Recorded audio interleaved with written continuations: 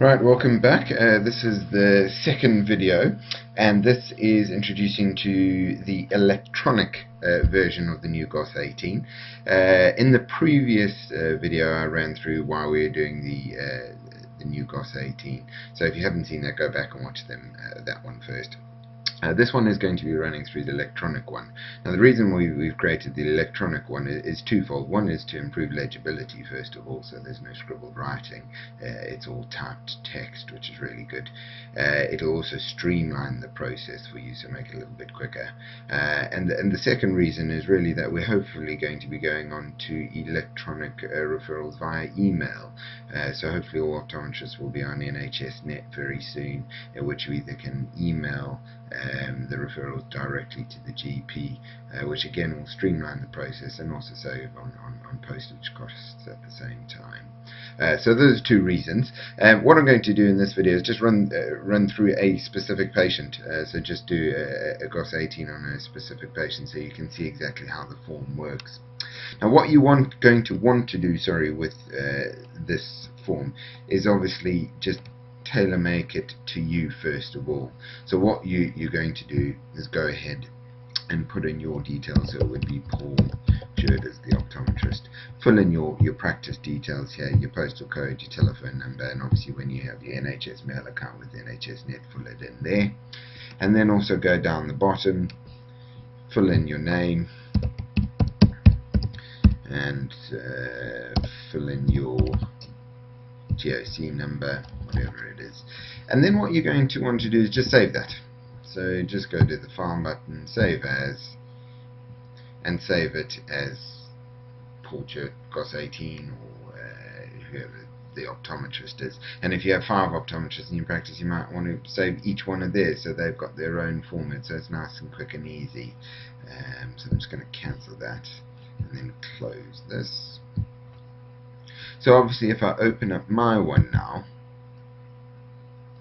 you will see that it's all got my information on there, so that each time I open this up, it's already got my details filled in. It's also got my name at the bottom, GOC number. So it just, again, it's going to make that process quicker for you as you go about filling in.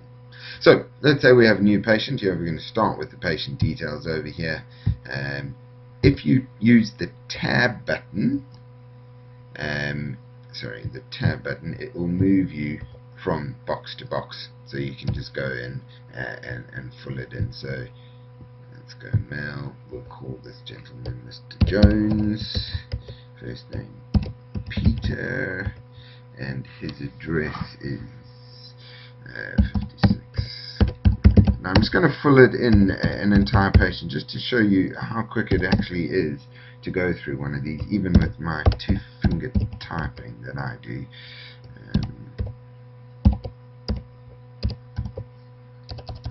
You can see how bad it is. Now when you fill in the date of birth, because it's got, you know, the year, I picked the patient's date of birth, so let's find one. It says July the 12th. It's obviously going to bring up 2012. Just then go back and put the patient's year in there. It's just quicker than scrolling through 100 years. So let's say 1965. Contact telephone number. If you know the NHS number, obviously fill it in. If it's under 16, if it's a protected address, then it'll take you across to the GP, so you can fill in the GP, and this is going to be Dr. Smith at the Horse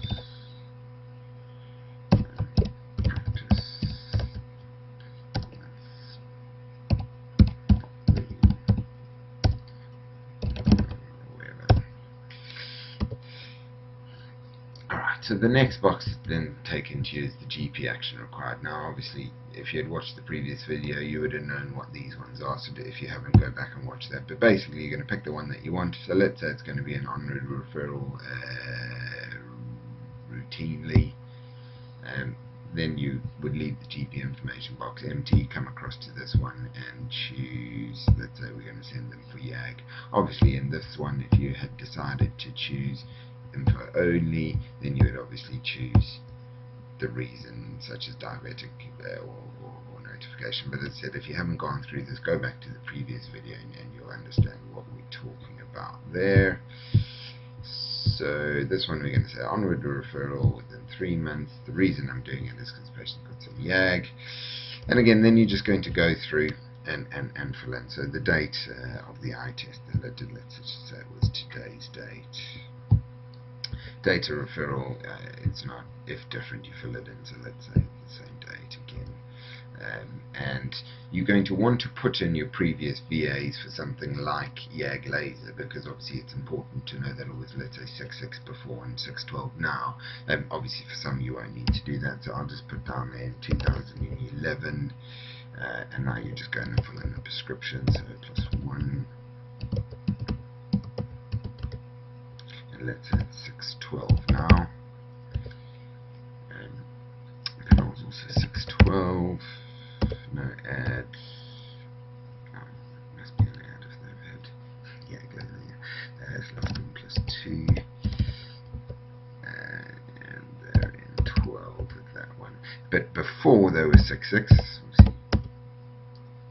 And then this one, let's say +1, 0. And let's say it's still 6.6 on this eye.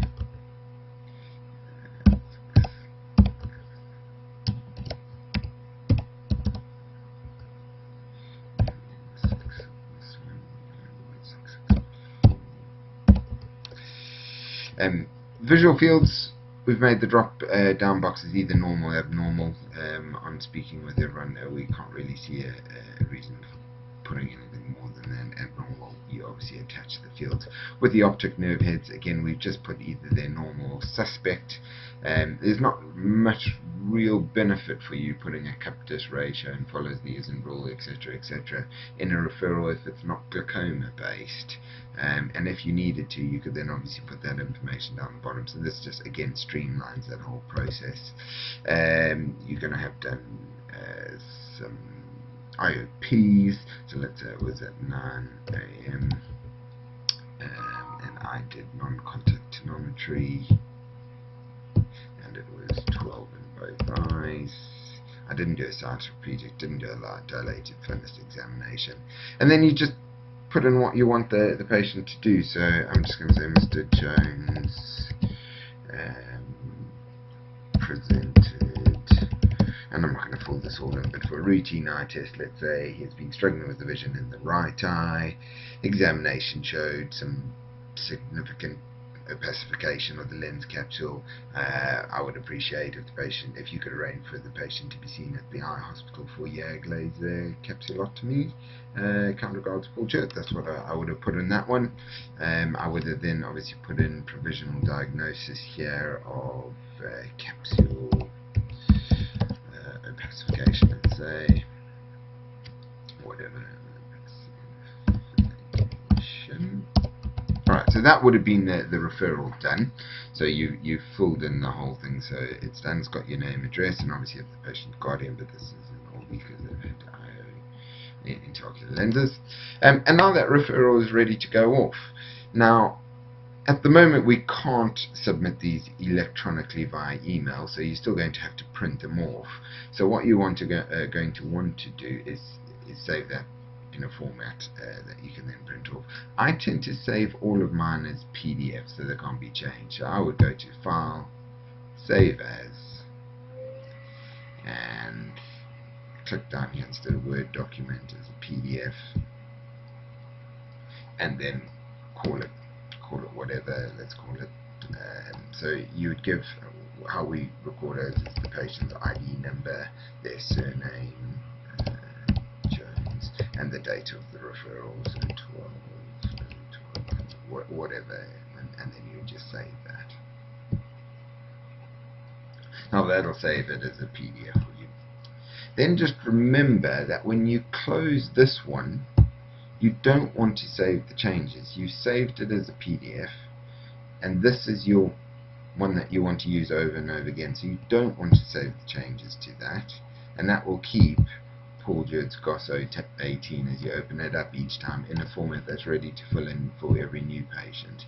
You will now have the Jones one that you created. So there it is there. Make it a bit bigger. So you've got all the details that you put in, all the patient's details, why you wanted the prescription, everything, the reason why you wanted to go for a referral, and it's ready to be sent off. So you can then just make a print out of that if you want to, and hopefully once we've then got the electronic referrals, you just attach that straight onto an email to the GP. Makes it nice and straightforward. Alright, if you have any questions, please don't hesitate to send those questions via email to me.